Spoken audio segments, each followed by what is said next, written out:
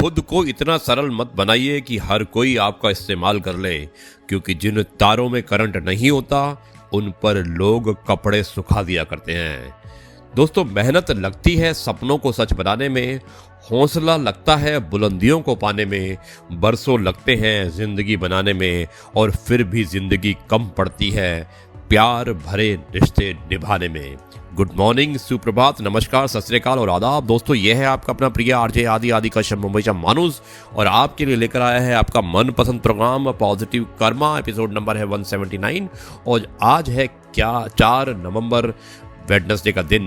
मैं आपके लिए लेकर आया हूँ आज का प्रोग्राम, और ये करवा चौथ स्पेशल है। आज करवा चौथ का दिन है और सभी गृहिणियाँ इस व्रत को रख रही होंगी, ये मैं उम्मीद करता हूँ। आज हम एक स्पेशल कविता करवा चौथ के लिए सुनाएंगे, लेकिन उससे पहले मैं आपको सुनाना चाहता हूँ ये सब। किसी के लिए समर्पण करना मुश्किल नहीं है, मुश्किल है उस व्यक्ति को ढूंढना जो आपके समर्पण की कद्र करे। दोस्तों, आपका दिन मंगलमय हो। जब आंखों में अरमान लिया, मंजिल को अपना मान लिया, है मुश्किल क्या आसान क्या, जब ठान लिया तो ठान लिया। दोस्तों, यह है आपका अपना प्रिय आरजे आदि कश्यप मुंबई का मानुस, आपके लिए लेकर आया है आपका मनपसंद programme positive karma. Episode number 179, 4 नवंबर, वेडनेसडे। और अब मैं इस कार्यक्रम को आगे बढ़ाता हूं, लेकिन उससे पहले लेता हूं एक ब्रेक, और उसके बाद मैं सुनाऊंगा आपको आज के विचार।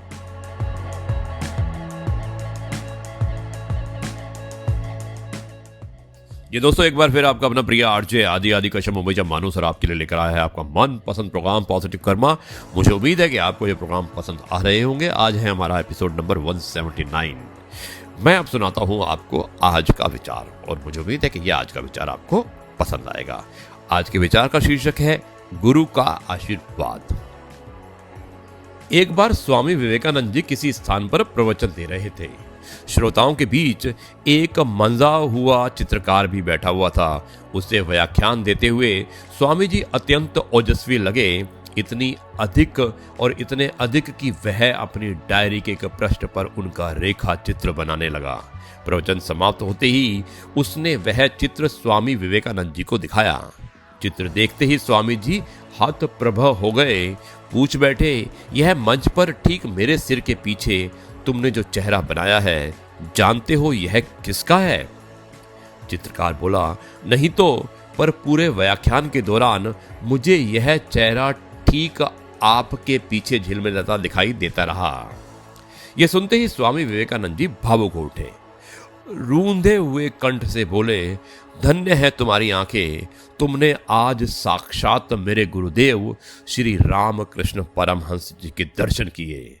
यह चेहरा मेरे गुरुदेव का ही है, जो हमेशा दिव्य रूप में हर प्रवचन में मेरे अंग संग रहते हैं। मैं नहीं बोलता, यह ही बोलते हैं। मेरी क्या हस्ती, जो कुछ कह पाऊं, कुछ सुना पाऊं। वैसे भी देखो ना, माइक आगे होता है और मुख पीछे होता है। ठीक यही अलौकिक दृश्य इस चित्र में है। मैं आगे हूं और वास्तविक वक्ता मेरे गुरुदेव पीछे। गुरु शिष्यों में युगों युगों से यह रहस्यमयी लीला होती आ रही है। अपने गुरु पर पूर्ण विश्वास रखें, क्योंकि वह सदैव आपके साथ रहते हैं। ये कहा स्वामी विवेकानंद ने अपने गुरु परमहंस जी के लिए।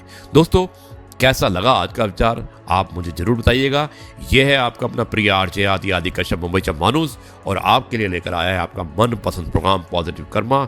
और अब मैं इस कार्यक्रम को आगे बढ़ाता हूं, और आज की जो विशेष कविता है वो एक करवा चौथ स्पेशल है, क्योंकि सभी स्त्रियां आज व्रत रखे हुए हैं और व्रत रखने वाली हैं। और आज रात जब तक चंद्र भगवान जी के दर्शन नहीं होंगे, चंद्रमा जी के दर्शन नहीं होंगे, तब तक वो अन्न का एक भी दाना या जल की एक भी बूंद अपने गले पर नहीं उतारेंगी। ये बहुत ही मुश्किल व्रत होता है, लेकिन ये पति के लिए होता है। ये सभी पतियों को समझना चाहिए। तो ये कविता समर्पित है आज करवा चौथ के लिए, और मुझे उम्मीद है कि आप सभी को पसंद आएगी। सुनिएगा इस कविता को। करवा चौथ तो बहाना है, असली मकसद तो पति को याद दिलाना है कि कोई है जो उसके इंतजार में दरवाजे पर टकटकी लगाए रहती है, पति के इंतजार में सदा आंखें बिछाए रहती है। वैलेंटाइन डे, रोज डे, इन सब को वो समझ नहीं पाती है। प्यार करती है दिल की गहराइयों से, पर कह नहीं पाती है। सुबह से भूखी है, दोस्तों ध्यान से सुनिएगा, सुबह से भूखी है, उसका गला भी सूख जाता है। इस पर उसका कोई जोर नहीं, उसे प्यार जताने का बस यही तरीका आता है। उसे प्यार जताने का बस यही तरीका आता है। आगे लिखा है, खुलेआम किस करना हमारी संस्कृति में नहीं है। खुलेआम किस करना हमारी संस्कृति में नहीं है। आई लव यू कहने में वो शर्माती है। वो चाहती है बहुत कुछ कहना, वो चाहती है बहुत कुछ कहना, पर जल्दी घर आ जाना बस यही कह पाती है। जल्दी घर आ जाना बस यही कह पाती है। यूं तो कोई जिद नहीं करती, यूं तो कोई जिद नहीं करती, पर प्यार से रूठ जाना आता है। प्यार से रूठ जाना आता है। दोस्तों अंत में, यूं तो दिल मचलता है हमारा भी, यूं तो दिल मचलता है हमारा भी, देख कर हुस्न की बहार मन करता है कि कोई गर्लफ्रेंड बनाऊं। ध्यान से सुनिएगा, यूं तो दिल मचलता है हमारा भी, देख कर हुस्न की बहार मन करता है कि कोई गर्लफ्रेंड बनाऊं, पर याद आ जाता है उसका समर्पण और हमारे परिवार पर लुटाया हुआ प्यार। ऐसी पत्नी को है सम्मान का, प्यार का अधिकार। ऐसी पत्नी को है सम्मान का, प्यार का अधिकार। दोस्तों ये थी कविता करवा चौथ पे सभी पत्नियों के लिए समर्पित थी और एक बहुत ही सुंदर, बहुत ही अच्छी कविता थी। और मुझे उम्मीद है कि सभी स्त्रियों को, सभी पत्नियों को ये कविता जरूर पसंद आएगी। आप मुझे अपने विचार लिख सकते हैं और मुझे लिख सकते हैं और बोल सकते हैं। मेरा मोबाइल नंबर है 9833880402 और यह है आपका अपना प्रिय आरजे आदि कश्यप मुंबई मानुस। आपको सुनाई थी करवा चौथ स्पेशल की कविताएं। अब मैं चलता हूं थोड़ा और आगे। उजाले में तो मिल जाइए, उजाले में तो मिल जाएगा कोई ना कोई, तलाश उनकी करो जो अंधेरे में भी साथ दे। दोस्तों ये है आपका अपना प्रिय आरजे आदि कश्यप मुंबई मानुस। और अब मैं इस कार्यक्रम को खत्म करने से पहले आपको सुनाना चाहता हूं एक कहानी, और जल्द एक छोटे से ब्रेक के बाद एक बहुत ही अच्छी मैं कहानी सुनाने वाला हूं। जाइएगा मत, इंतजार कीजिएगा, मैं वापस आता हूं और सुनाता हूं आपको एक बहुत ही सुंदर सी कहानी।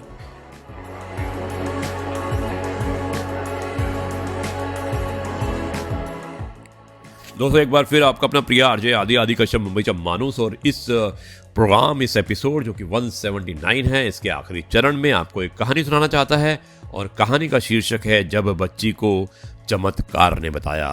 तो मैं आपको सुनाता हूं कहानी और मुझे उम्मीद है कि ये कहानी आपको पसंद आएगी। दोस्तों यह कहानी एक छोटे बच्चे की है। एक 8 साल का बच्चा अपने माता पिता के साथ रह रहा था। तभी उसके माता पिता ने उसको एक खुश खबरी दी कि बेटा तुम्हारे बीच में छोटा सा बेबी आने वाला है। तो छोटे बच्चे ने कहा मुझे गुड़िया चाहिए जो मेरे साथ खेले। पापा के पास कोई जवाब नहीं था, लेकिन उन्होंने कहा कि ठीक है बेटा, जो भी होगा वो आ जाएगा। तो जैसे जैसे समय नजदीक आया, बच्चे की मनोकामना से एक गुड़िया का जन्म हुआ, लेकिन उसकी मां उनको छोड़कर चली गई। जैसे जैसे उसके पापा ने बच्चे को बताया कि बेटा तुम्हारी मां हमें छोड़ के चली गई है, बच्चा उदास रहने लगा। उसके पापा ने उसको मनाया और समझाया और आपस में सहमत हुए। दोनों ब्रदर एंड सिस्टर आपस में खेलने लगे। तो हुआ कुछ दिनों बाद उसके पापा भी उदास रहने लगे। किसी डॉक्टर ने कहा बच्ची को बीमारी है और इसका ऑपरेशन करना पड़ेगा। तो उनके पास इतने पैसे भी नहीं थे क्योंकि परिवार गरीब था। वो बच्चा कुछ नहीं समझता था, ना ही उसके पास कुछ ज्यादा दिमाग था। उसके पास 100 रुपये थे। उसने अपना गुल्लक तोड़ा और वो मेडिकल की तरफ दौड़ भागा और उसने मेडिकल के अंकल से कहा कि अंकल मुझे चमत्कार वाली दवाई दे दो। तो उससे कहा कि बेटा चमत्कार वाली दवाई नहीं होती, घर चले जाइए, बगल में बैठा हुआ एक आदमी सुन रहा था।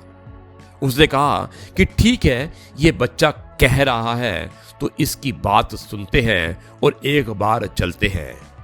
रास्ते में बच्चे ने कह दिया कि चमत्कार वाली दवाई इसलिए उसको चाहिए क्योंकि उसके पापा कहते हैं कि अगर तुम्हारी बहन को कोई बचा सकता है तो फिर वह चमत्कार बचा सकता है।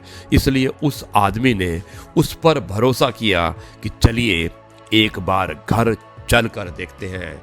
लेकिन उस बच्चे ने जिद की, आप पैसों को ले लीजिए। अंकल ने पैसे ले लिए। जब ऑपरेशन हुआ तो बच्ची के पापा ने डॉक्टर साहब से कहा कि कितने पैसे हुए। तो डॉक्टर ने कहा कि फीस तो बच्चा पहले ही दे चुका है।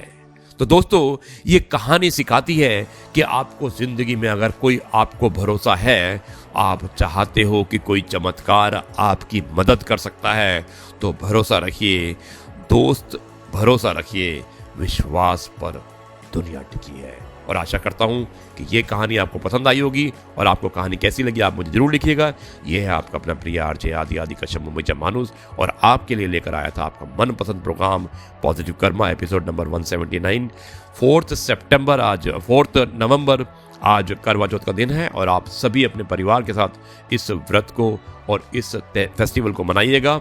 और मैं अब आपसे यहीं पर विदा लेता हूँ और आपसे मुलाकात होगी कल एक नए कहानी, नए किस्से और नई कविता के साथ। तब तक के लिए आपका अपना प्रिय आरजे आदि मुंबईचा माणूस, जो आपके लिए लेकर आया था पॉजिटिव कर्मा, कल आपसे फिर मुलाकात करेगा। तब तक के लिए मैं कहता हूँ नमस्कार, गुड बाय, वंदे मातरम, भारत माता की जय और जय हिंद।